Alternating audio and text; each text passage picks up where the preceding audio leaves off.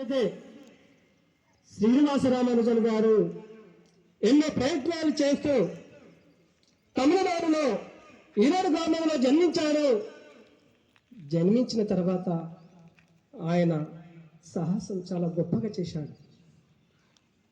ఎలాంటి సాహసం చేశాడు?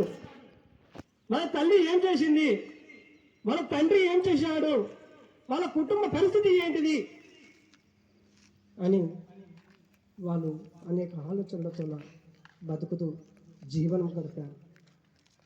అదేవిధంగా తల్లి కోమలమ్మ గారు, ఆ కోమలమ్మ గారు తన సాహిత్య వాయిద్యాల మధ్యలో పాటలు పాడుతూ భక్తి పారవశ్యాన్ని ప్రదర్శిస్తూ 10 రూపాయల కోసం గుళ్ళో పాటలు పాడి తన సంపద తెచ్చుకుంది మా తల్లి కోమలమ్మ. అదేవిధంగా మనకు వాళ్ళ తండ్రి కూడా శ్రీనివాస్ అయ్యంగార్ గారు, ఆయన ఒక బట్టల దుకాణంలో పనిచేస్తూ తన విధానంలో రూపురేఖలు తీసుకొస్తూ తన పిల్లగాని అంత కష్టపడుతూ తీసుకొచ్చాడంటే అది తల్లిదండ్రుల గొప్ప విషయం అనుకోవాలి. తన తండ్రి బట్టల దుకాణంలో పనిచేస్తూ 20 రూపాయలు తీసుకుంటూ ఆ రోజున ఆ కుటుంబం గడుస్తుందంటే ఈరోజు మనం ఎంత తీసుకుంటున్నాం, ఎంత తింటున్నాం. మనకిచ్చే న్యూట్రిషన్ ఫుడ్ చూడండి, ఎగ్ అంటవా, ఫ్రూట్స్ అంటవా, ఇలా ఒక్కటి కాదు, మనం తీసుకునేటివి అన్ని చాలా ఉన్నాయి. ఆ రోజుల్లో కనీసం తినడానికి కూడా తిండి లేకున్న పరిస్థితుల్లో పాపం తినక ఏదో తిండి ఆ మహానుభావుడు 33 సంవత్సరాలకే కాలమయ్యాడు. కానీ తనలో ఉన్న ప్రయోగాలు, తనలో ఉన్న వివేచన, ఆలోచన అంతా తన క్లాస్ టీచర్లనే అభ్రపరిచేది శ్రీనివాస రామానుజన్ గారు. తను 3వ తరగతి చదువుతున్నప్పుడు కూడా ఎన్నో విషయాలపైన ఆయన మనసు ఏర్పరచుకొని డివిజన్ అంటవా, మల్టిప్లికేషన్ అంటవా, అదేవిధంగా చాలా విషయాలపైన అవగాహన ఏర్పరచుకొని తను చెప్పిన టీచర్నే క్వశ్చనింగ్ చేస్తూ టీచరే ఇబ్బందిని కలిగించేవాడు శ్రీనివాస రామానుజన్. మనం అలా బతకాలి. ఒక టీచర్ వచ్చాడంటే ఆ టీచర్ భయపడుతూ మా పిల్లలు ఎన్ని ప్రశ్నలు అడుగుతారని చెప్పేసి ఈరోజు మనం అలా పరిగెత్తాలి. తన జ్ఞానంలో ఉన్నది ఏంటంటే మ్యాథమెటిక్స్ అంతా వండర్ఫుల్, పవర్ఫుల్ ఎక్కడ కూడా ఉండదు. నేను ఎందుకు చెప్తున్నానమ్మా నీకు, మ్యాథమెటిక్స్ చేసేవాళ్ళు, మ్యాథమెటిక్స్ గురించి ఆలోచన చేస్తూ మ్యాథమెటిక్స్ ను ప్రేమించే వాళ్ళు ఒక పిచ్చోలే. ఎందుకంటే పిల్లలకి ఎంత తీసుకురావాలనే ఆలోచనతోన తనకున్న జ్ఞానాన్ని తన వద్ద పెట్టుకుంటే సరిపోదు, అందరికి పంచి ఇవ్వడం నా లక్ష్యంగా భావిస్తూ అదేవిధంగా ఈయన ఇంటర్మీడియట్ కనీసం 7వ తరగతి వరకు చదువుకున్నాడు శ్రీనివాస రామానుజన్ గారు. 7వ తరగతి చదివిన తర్వాత నెక్స్ట్ చదువుకోవాలంటే అనేక రకాల ఇబ్బందులు పడ్డాడు. తర్వాత ఆయన కాలేజ్ దగ్గరికి పోయి కాలేజ్ చేద్దామని చెప్పేసి అడుగున్నా కూడా అక్కడ ఆ కాలేజీకి పోయి చదువుకుందాం అనుకున్నా అక్కడ ఆ లెక్చరర్ చెప్పే మ్యాథ్స్ను చాలా ఏకాగ్రతంగా తీసుకున్నాడు. అదే మ్యాథ్స్ టీచర్, మ్యాథ్స్ లెక్చరర్ 15 స్టెప్పులతో మ్యాథ్స్ చేస్తే అదే శ్రీనివాస రామానుజన్ గారు 3 స్టెప్పులు చేసి చూపెట్టాడు.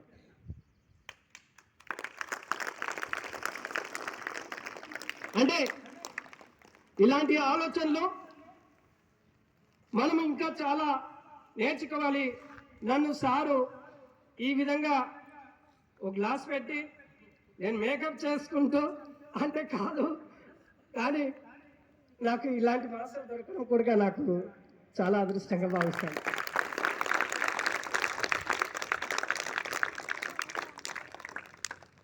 ఎందుకంటే నేను అనేక రకాల స్కూళ్ళలో పనిచేశాను, కానీ భిన్నమైన శైలిలో బీ ఆనెస్ట్, నిజం నిప్పులాంటిది. నిజం ఎప్పుడు మనం వాడుకలో పెట్టాలి. ఎప్పుడైతే అబద్ధం నిజం మధ్యలో చేరి ప్రపంచంలో అబద్ధమే యొక్క ప్రచారంలో అవుతాయి, ఆ ప్రచారాన్ని తిప్పికొట్టే వాళ్ళే మన సార్ అని చెప్పేసి నేను అనుకుంటున్నాను మిత్రులారా.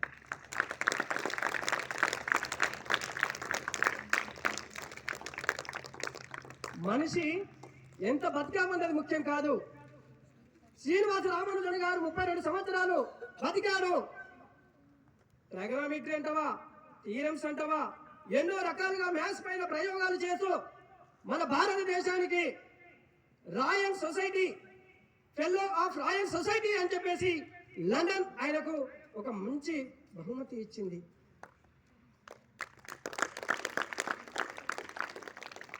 దానితో పాటు నా బాధ కూడా మిమ్మల్ని నేను ఏదో చూడాలనుకుంటున్నాను.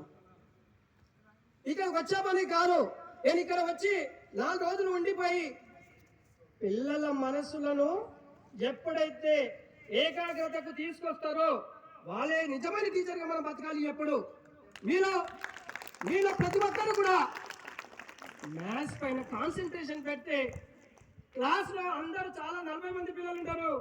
40 మంది పిల్లలు 4 మాత్రమే చేస్తున్నారు. మిగతా వాళ్ళు ఎందుకు చేస్తలేరు అంటే వాళ్ళు చెప్పేదానిపైన కాన్సన్ట్రేషన్ పెట్టక పక్కవాడితో మాట్లాడుతున్నారు.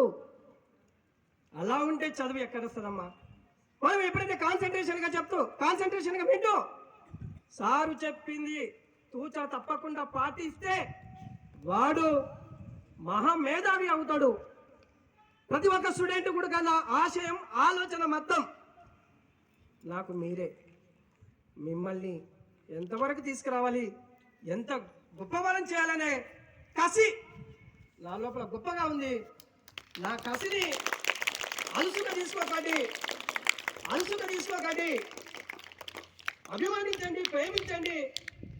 జ్ఞానం మాత్రం ఎప్పటికీ నీకు పెద్ద సంపదలాగా మిగిలి ఉంటుంది.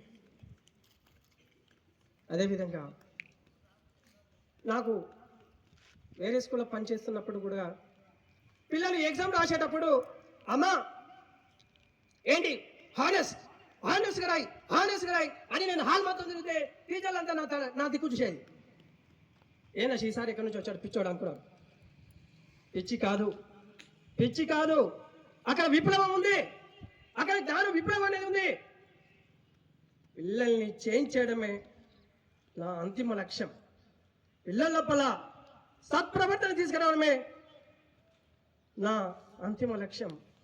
పిల్లల్లో ఎంత మార్పును నేను తీసుకున్నాననేదే నా ఆలోచన.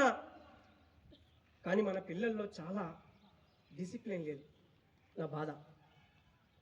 నేను ఎప్పుడైతే మనం ఎక్కడైతే పిల్లల కోసం ఆలోచిస్తూ నా పిల్లలు ఇలా తయారవుతున్నారు కదా అని చెప్పేసి బాధపడుతూ బతుకుతున్నా, మీలో ప్రవర్తన మంచిగా వచ్చి మీలో జ్ఞానబుద్ధులు బాగా నేర్చుకొని రేపటి సమాజానికి మన శ్రీనివాస రామానుజన్ కానీ, అదేవిధంగా భాస్కరాచార్యుడు కానీ, యూక్లిడ్ అంతవా ఇలా ఒక్కొక్కరు కాదు చాలామంది గురించి తెలుసుకొని మీరు కూడా అంత మేధావులో కావాలని కోరుతూ ఒక చిన్న పాట.